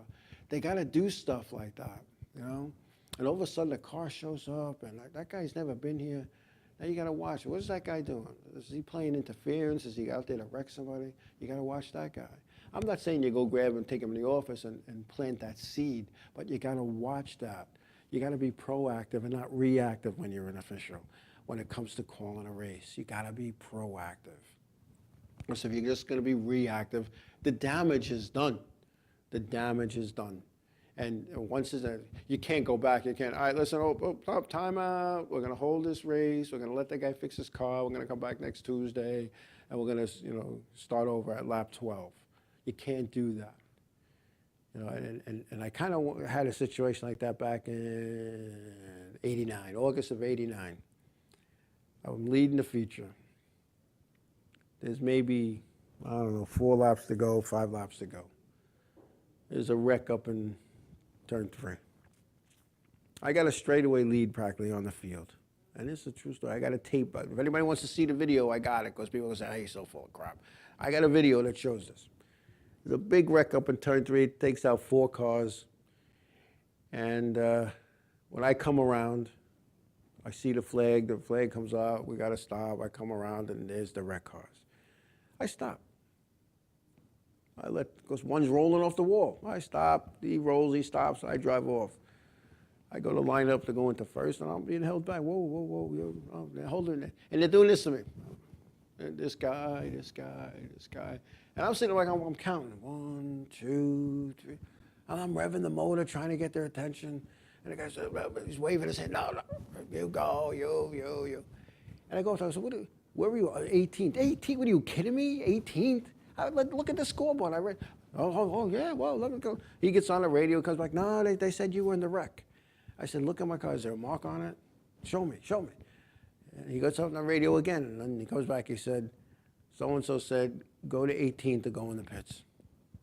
All right, so I go to 18th, I beat and bang my way through the field, I make like a lot of enemies. I think I get like an 8th out of it, or a 9th, or get a flat tire, come for the one to go, or something. And me and this head official have it out, big time. Big time. I had my hands up like that, and he leaned into me, and he lost his balance, and he fell. So he accused me of shoving him. Maybe I did. The way I saw it is I had my hands up like this, because I'm very animated when I talk, and I was like this, and he leaned into me, and he fell back, So anyway, they tell me I got to leave, and I'm not leaving. I do that whole big thing. So finally, they convinced me to leave. And I can't come back in and get my stuff till the show's over. I get I'm saying, I hear my name over the PA to go to the office. I go, and here's the head guy. He's sitting. He goes, listen, my officials tell me you were right. Really? He goes, yeah. So if you say you're sorry for shoving me, I'll say I'm sorry for messing up. I said, well, I'm not going to say I'm sorry for shoving you, because I didn't want to admit that I shoved him, because touching a NASCAR official is like doomsday. So I said, I didn't shove you. You fell into my hands, and you just fell. He goes, oh, whatever. And I apologized. I said, all right, look, can we go back to let's go finish the race, put me back in the lead for lap 9, and let the chips fall? No, I can't do that. Well, you just took maybe a win away from me. No, I can't do that. He goes, how about I owe you one down the road? Owe me one? What are you going to do? Like, if I spin and I'm running last, you're going to put me first? I mean, how are you going to owe me one? You can't take it back. Once you make the call, it's done. It's done. All right? It's like telling your boyfriend or girlfriend, go. You need to go. They're going to go. They're not coming back. Come on. It's, I don't know. It's as an official, it's not easy. And, if you're officiating at a racetrack that has 6 divisions, I don't know. And there's 20 cars in each division. That's 120 competitors. At the end of the night, 114 are going to hate you. 6 are going to like you. I don't know. I just don't know. Whatever. It's just one of those things. Hey, I didn't see figure 8 22 on tonight. I think there's a Ranger game on. That's why. So we lose 22 figure 8 when there's a hockey game. But anyway, so again, as an official, as a former official, I've done weekly. I've worked a lot of series over the course since 1997, and I've been worked races at Daytona, and I'm not talking the Battle of the Beach. I'm talking, I worked a nationwide race and a cup race there. Daytona. I've done tracks as small as, Riverhead, quarter mile, and Mansfield, and Lake Erie, and Adirondack, all over the place, Iowa. Being an official takes a special type of person. And when I say that, you see, you have to be able to, and this took me a long time to learn, you have to be able to take the fact that people are going to be screaming at you, especially on a weekly level. They just seem that if they scream at you, they're going to get their way. They don't get their way. Nobody gets their way. Once the call is made, it's made. But it's not an easy thing. It's all based on perception. You make a call, you make a decision based on, you see a car sideways, you see a car into it, hey, that guy took him out. But and this was one of my arguments that I had with a team one time. He took me out on purpose. Are you kidding? Dude, you're going down a straightaway in 3 seconds. You don't even have time to react in 3 seconds sometimes. Do I think he took you out on purpose and wrecked himself in the process, that he wanted to spend like another 20 grand to fix his car? Do you think he did that on purpose? Everybody thinks he wrecked me on purpose. You know what? It's an accident. The law of physics. I said this to a truck driver one time, not a truck driver, but a race truck driver. He came up to the ramp with his whole crew. That's the other thing. You come up with an entourage. First of all, you're losing. All right. Come up, talk to me like a gentleman. I know you're frustrated. I know you're not yelling at me, but when you come up with a crew, you come up with 17 guys and they're all screaming and yelling. That's wrong. But come up, you want to yell and scream, I could take it. Right? I might raise my voice back at you, but I try not to. At least in the last 8-10 years, I don't think I got into any verbal altercations with a competitor at a racetrack. Maybe at some meetings or maybe behind closed doors, but not on the racetrack. But anyway, so they come up and I made the guy sit on where I officiated on the ramp. There was the cement block. It's still there. There's a block. I'd sit and I'd fold my arm, maybe take a sip of water. And he's telling me how the guy wrecked him. And I said, I don't see it that way. And he goes, what do you mean? What are you blind? I said, no, this is what I saw. I saw 2 race vehicles going for the same piece of racetrack at the same time. The law of physics says that's impossible. Somebody's going to wreck maybe both of you. And that's what happened. The guy didn't say, he's going that hole, I'm going to wreck him. And I'm trying to explain this to this person. And then, of course, there was this, message board, chat room board, whatever you want to call it, the Long Island Jam thing. And I was accused of talking to this driver in a condescending manner because I talked about the law of physics. And then it was a whole big thing. Because obviously this team didn't know me or know of me. And they said, this is what happens when you have officials that never race. And I was like, what are they talking about? I raced. I mean, not very well, but I raced. So I know what it's like to wreck. I know what happens. Sometimes you just make a stupid move. And the other problem you have in these short tracks, and when I say the short tracks, the quarter miles, the 50 miles like I just went to, these radio men, they're driving the cars for these guys, and they're not looking in guys. Especially now with these seats, you can't see anything. So they're only watching their car. And some of these spotters who are inexperienced as spotters, they're only watching their cars. And their only concern is what their car's doing. And I'm not an expert spotter. I'm not going to say I am, but I was trying to look like ahead, like a whole half a lap. Because think about it, in 3 seconds, by the time I press the button and say, wreck in 1, 3 seconds, you're there. You're already in it. So anyway, these are the things that were happening, and I don't know. It's just tough, man. I see some little chat here. It's the criminal Bridget's. It's just her. Oh, I think I missed something. Oh, Bridget spoke. Bridget never speaks. It's just one of those things, and it's an accident. There's the spotter for car 12 and the spotter for car 10. He goes, "You're clear." Maybe you're not, because from their vantage point, it looks clear. You know, there's angles. There's different angles. And a driver came into me, this guy, Ray Maneri, drives a Charger in Long Island. He raced all over the place, Wall, up in Connecticut. He comes to me. I made a call on him. I black flagged him for aggressive driving. Him and his crew, they were livid, screaming and yelling at me. Even the guy who sells the gas was yelling at me at the racetrack. So I go to the track, I get the video, I take it home, I watch, and it confirmed what I saw.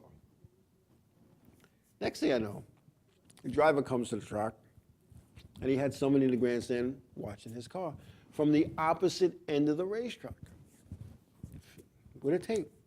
And he knew I didn't do tapes. But I wanted him to do a tape because I had my own tape of the event. So he comes to my office. I tell him, "Look, I'll meet with you, but it's got to be before anybody gets there. I don't want to see you coming into my office with tapes. Next thing you know, I'll feel like I'm not that show, Real TV where everybody's sending in their tape. I don't got time to watch tapes. I had a business to run during the week." So he comes in with his tape. We watch it. And he goes, "What do you think? What do you think?" I said, "Wow. You got screwed, man, going into this angle." He goes, "Yeah, I said, what are we going to do about it?" Well, before we discuss that, this is my angle that just happened to be somebody filming over my shoulder. We put the tape in. I says, "Now that's what I saw. What do you think?" He goes, "Wow, I screwed that guy, didn't I?" It's all perception. It's what you see, how you interpret it. And again, I'm not putting anybody down or any racetrack down, but you can't officiate by committee. Be like the umpire in baseball. Pitch comes in, he's there,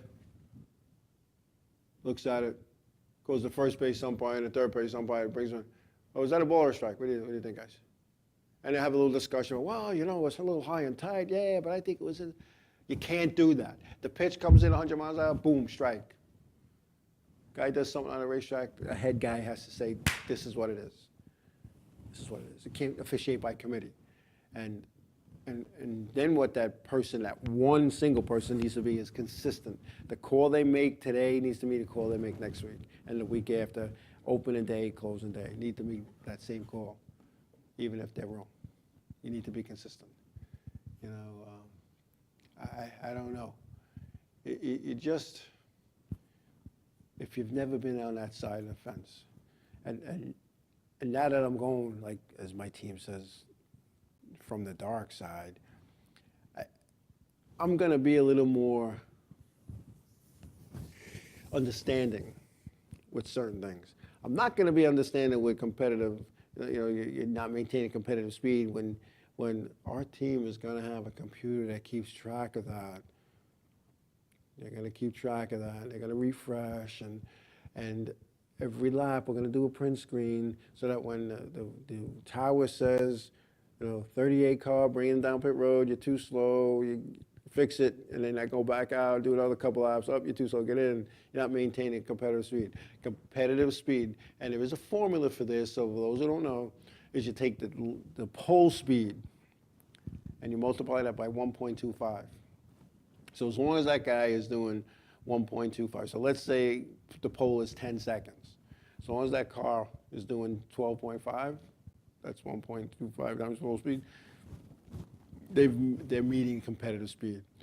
So now when they do that to me, I could go into the office in a big trailer afterwards and say, "Why was I black flag?" "Well, you weren't maintaining it." "Well, what lap?" "Because here's all the laps. Here's 150 pieces of paper that show that I was."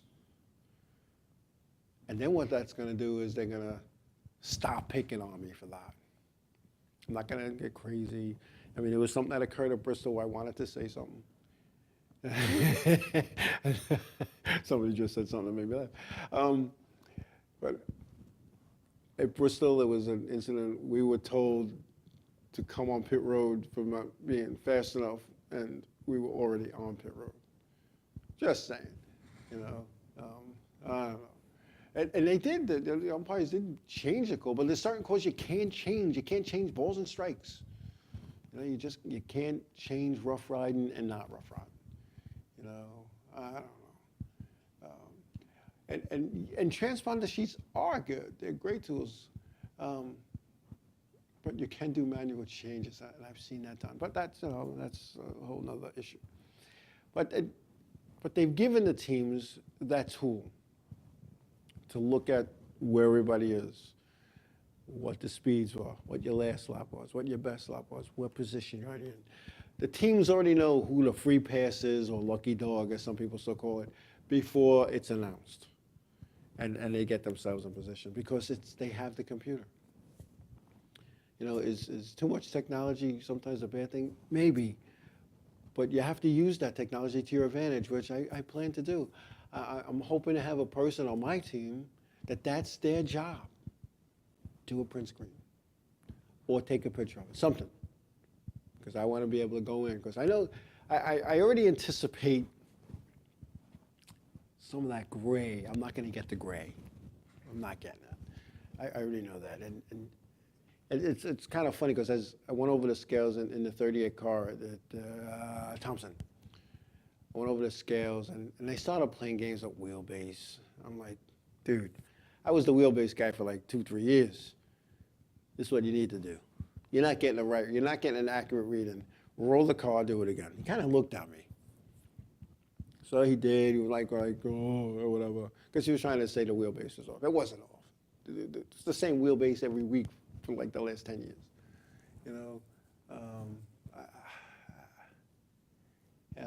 I don't know. I don't know. The black helicopters a second. You guys crack it up. But again, getting back to, as an official, it's a thankless job, and it's like being a crew chief. If the car does well, it's the driver. If the car does bad, it's the crew chief. I know I'm involved with a driver who never blames anybody. And it's just the way it goes. So I don't know. It's just I'm not gonna miss officiating. I'm not. I officiate high school softball, girls softball. I have fun with that. There's no pressure. No pressure. I can't say nobody's scared. A couple of coaches here on Long Island as they see me walk out onto the field, they cringe. But that's because they can't get one over on me. It's another sport. I've been involved with girls softball on and off since '75. 25, that's 39 years, being involved. So I know the rules, I know the tricks, I know all the games, but, and my guy, we do have a lot of fun. I don't know, I'm not going to say we're ragtag anymore. I think that connotation is leaving. When we were out there for that award, when we were out there for Wade Cole getting all those awards and the Grand Marshal, our team was in uniform, our team looked sharp, and people did a double take. People did a double take, and and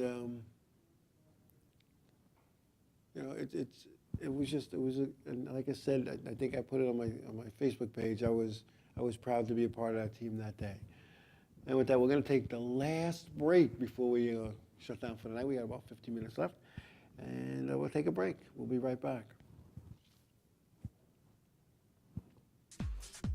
Sud City Car Wash, Montauk Highway in Mastic, Long Island, New York. $9.99 early bird special Monday through Thursday, 7:30 to 8:30 a.m. Phone 395-6114. Sud City Car Wash. Hand washes, hand waxes, and detailing. Interior cleaning, brushless. Car Wash Club. Simonized products. Sud City Car Wash. Montauk Highway in Mastic, Long Island, New York.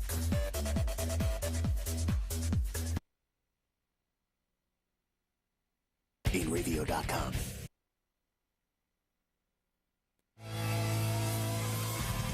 Shotgun Sound Studios of New York professional sound reinforcements.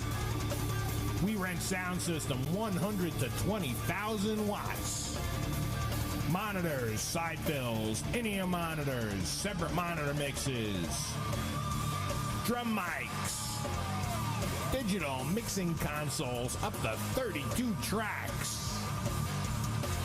JBL, EV, Behringer, PreSonus. Over 40 years of experience. Shotgun Sound Studios of New York. Phone 1-800-HEY-DUDE for more info. Hanging with the cool kids at Enravio.com. Hey guys, it's Christine from Backwater. Tune in every Saturday night from 7 to 9 for music history, musicians' birthday blocks, trivia time, and the best alternative music around. Saturdays at 7, only on Enravio.com, broadcasting to the world.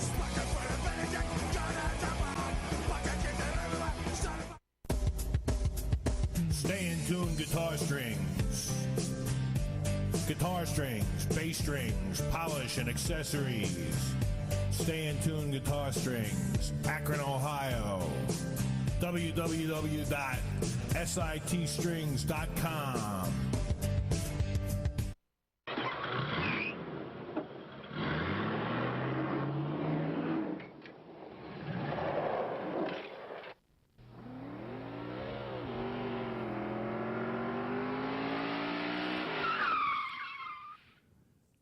Yes, during that break, my producer's telling me I need to go get my black hat because I started talking like the old me. And that, if I was the official and some team came to me with 150 sheets of paper with their lap times on it, that paper would end up being confetti. She's probably right, but maybe I won't do that. Maybe we'll just take pictures and only question the laps in question. But anyway, I'm telling you, I'm looking forward to it. I kind of joke around that, they're gonna break my chops, and if I'm a quarter inch off, it's gonna be an inch and a quarter, and we're gonna have to fix it. And then they're gonna say we took too much, and we have to. And I'm prepared for that because it's all gonna be part of the fun and games. I really do anticipate it. But they say if you don't react the way they think you're going to react. So if I smile in their face and go, oh, okay, thank you, they're going to get bored and they're going to stop bothering me. And I only anticipate this from one or two officials who, it's kind of funny. Now, I'm going to share a little thing. We're going on to the track from Thompson. We're leaving the garage area. We're going down through the thing. The gate opens. We're all on a racetrack, and I get stopped by the first official. Right on the tires, it says 38, 33. You're allowed 6 tires. I have 8. You got 8 tires, you only have 6. Well, it's for 2 cars. Look, see, 33, 38. Oh, all right, go. Get stopped again. We got stopped 3 times. Meantime, they're not watching the other teams go out. Oh, there's teams rolling out 10 tires. There's teams with 8 for 1. And we'll go out there with 4 tires for each guy. They're going to stop me and break my chops. And all I did was point. I didn't say a word. I just, look, we have 2 cars. 2 cars. I want like this. I want 2 cars. So I don't know. Let's see. Big Bug-eyed wants to know what track is going to be my first one. Well, I'd like it to be the first one on the schedule, but NASCAR has better ideas for me. I'm already being told that it's half mile or less. So I basically, if the schedule has the same racetracks in 2014 as in 13, that leaves me with Monadnock, Riverhead, Waterford, and Stafford. So if one of those racetracks is first, that's going to be my first. I'm thinking Stafford will be the first one, which means I'm probably going to miss a couple. And this sounds funny, and I'm going to be serious for a second. I am going for Rookie of the Year, and it's going to mean a lot to me to get that, because I want to stand on that stage next December of 2014, and hold that trophy, and look somebody straight in the eye, and thank them, because of that person, I chose to go to the other side. And then the following year, when the Rookie of the Year gets that extra check every event for showing up, I'm going to wave that check in their face. Not that I'm a vindictive person, but it's just something I got to do. And I know they're going to do everything in their power not to allow that to happen. I'm going to do in my power to make it happen. I'm going for Rookie of the Year. I know I'll be 56 years old. I'll be probably the oldest rookie ever in the tour. But that's my goal. And I might have sounded a little bitter there, as it was just whispered in my ear. But certain people took the fun out of racing. They took the fun out of racing, and they didn't take into consideration that the competitors in our series are just weekend warriors, guys and gals who work for a living or retired, living on a fixed income, that want to go have a good time. They want to let off some steam. So they need to allow that. And yes, Brett Bodine was a rookie at an older age in the Cup Series, but most of the rookies in the Touring Series are teenagers, guys in their 20s, you know. So, I don't know. We'll see. I mean, I've only really raced competitively, you know, figure eight stock cars and some street stock stuff, but you know, I don't know. You know, it's, you know, being a rookie is going to mean a lot, and it's going to be not only to me but to my team as well. You know, and you know, when you're involved with a team that doesn't get a lot of recognition, you know, I mean, we dated Thompson, and I'll tell you what, that was well deserved, but we need to move forward, and we need to bring, you know, positive recognition to our team, and I think that's going to help that. And then the following season, to go get that extra piece of change for being Rookie of the Year and being at the event is another good thing. And who knows, maybe after that I'll step back, because it's mission accomplished. I've done what I've set out to do, and step back, and maybe I'm just warming up the seat for somebody else.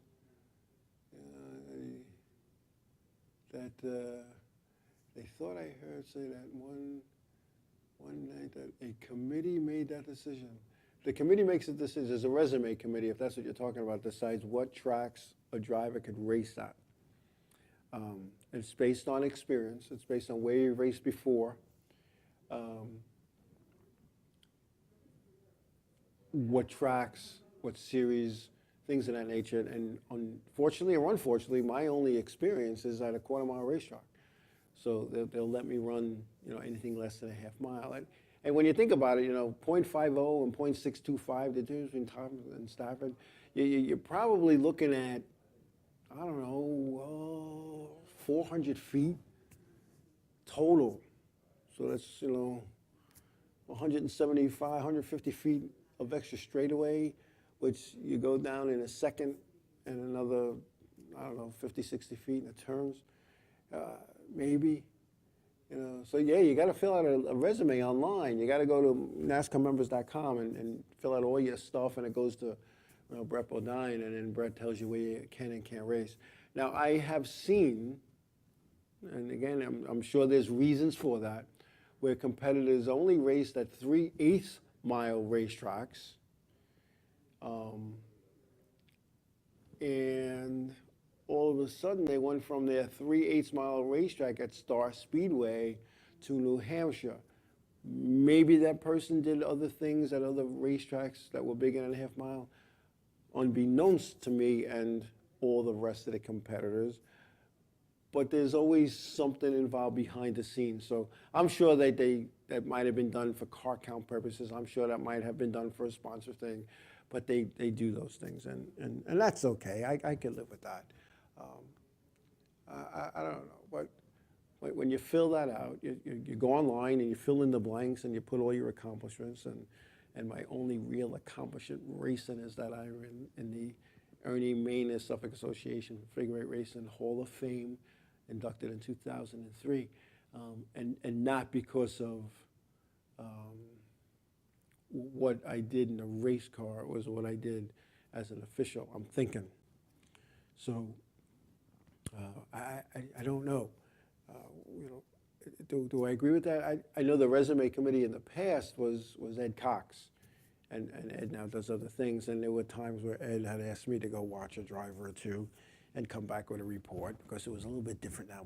But now it's all done online. So I don't know. I had hoped to try some things in the MRS in 2013 that would qualify me for Thompson, but I just couldn't put it together. And it's tough to get a one-race sponsor for a guy like me. I can get a sponsor for the season, but I get a one-race deal, it was tough because that one race was going to cost a lot of money. And, you know, what kind of return were they going to get on, you know, putting up $5,000 for one race? Because that's what it would have cost, you know, to go race one event, you know. No, the resume committee is Brett Bodine. Everything goes to Brett. He might talk to Jimmy, but the bottom line is Brett is the decision, I can't say that 3 times, the decision maker. So, and Brett, you know, Brett's an old modified guy, and you know, so. But, you know, when you have a series that's lacking cars, and the car count continues to dwindle, I'm thinking there might be some exceptions made. Now, I'll be honest with you, as much as I'd like to run Bristol, I wreck on my PlayStation every time I play it in Bristol. So, you can always hit the reset button on PlayStation. You can't in real life. There's no dress rehearsal. So anyway, whatever. So, usually, what is that? Yeah, it's a committee of one. Yes, it is. Anyway, folks, we're winding it down. We're coming down to the last minute. So I want to thank everybody for taking time out of your busy days and schedules to come on and listen and watch the 505 on Racing Show. And I wish everybody a good week, wherever your endeavors will bring you this week, whether you're sitting home, whether you're going to go find some place to go watch racing or go racing. I hope you do it safely and enjoy. I hope to see everybody next week. Be safe. Tell somebody you love them, and God bless you. You're just out of place, because you just sort of drive. But I